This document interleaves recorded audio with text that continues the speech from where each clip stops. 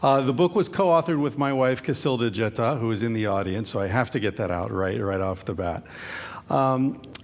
I'm not going to try to summarize the book in 5 minutes, so I'm just going to talk about the most central question that we ask in the book, which is, why is sex such a big deal for human beings? Why is it such a problem? We know it's a problem, right? Look in the newspapers, look on the TV, you see it's a problem everywhere we turn. So the standard narrative of human sexual evolution posits that since the beginning of time, men have been trading goods and services for sexual fidelity from the female, right?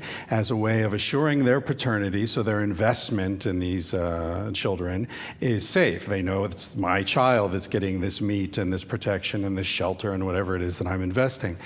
Now, if we evolved the way the standard narrative argues in these nuclear families, then we shouldn't be having a big problem with sex. What Casilda and I argue in the book is that, in fact, our ancestors evolved in the context of sperm competition, which will not be an event at this year's Olympics.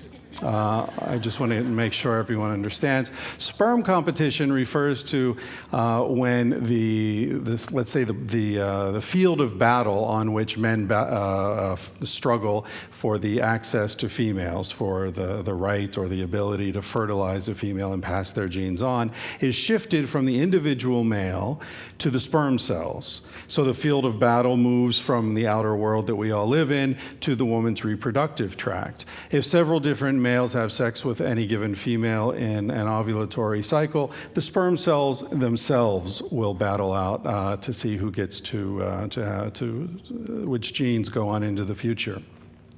In the chart here, you can see, very briefly, I won't talk about too much here, but you can see on the right side of the chart, you've got gorillas, orangutans, and gibbons, which are not promiscuous breeders. Look at the size of those testicles, and look where they are. They're inside their body. A full-grown silverback gorilla has testicles the size of kidney beans, and his penis is the size of my little finger, fully erect.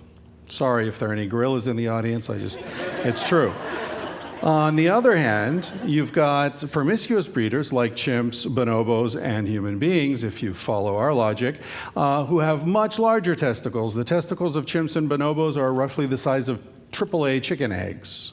Obviously, humans aren't quite up to chicken egg standards, but our penis, good news, is the longest and thickest of any of the primates.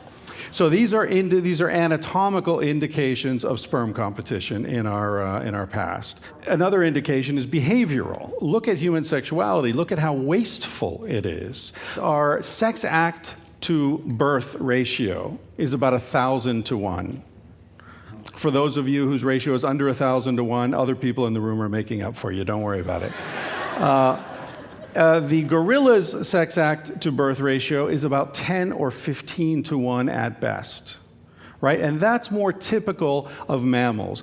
Mammals generally don't have sex unless the female's ovulating, because it's dangerous. While you're off humping in the bushes, leopards are coming around and they hear you and they smell you.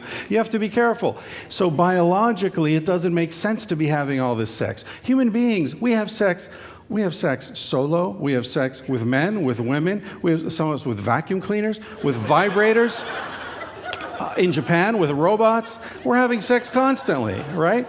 Lots of us, like myself, have never had any children. So what's going on? The point is that we evolved not to have sex be primarily about reproduction. Human sexuality is primarily about establishing and maintaining complex social networks. That's what human sexuality is about. That's what bonobo sexuality is about. That's what dolphin sexuality is about. So this is something that's common in highly intelligent, highly social species. So it's not as radical an idea as it may seem. Now we see in fashion, what does that look like to you? To me, that looks like swollen chimpanzee genitalia, okay? Maybe that's just me. And it's not isolated in 19th century British fashion either. This is the butt bra. What is going on here? Those of you who say, oh, we're not animals, check out the butt bra and tell me we're not animals.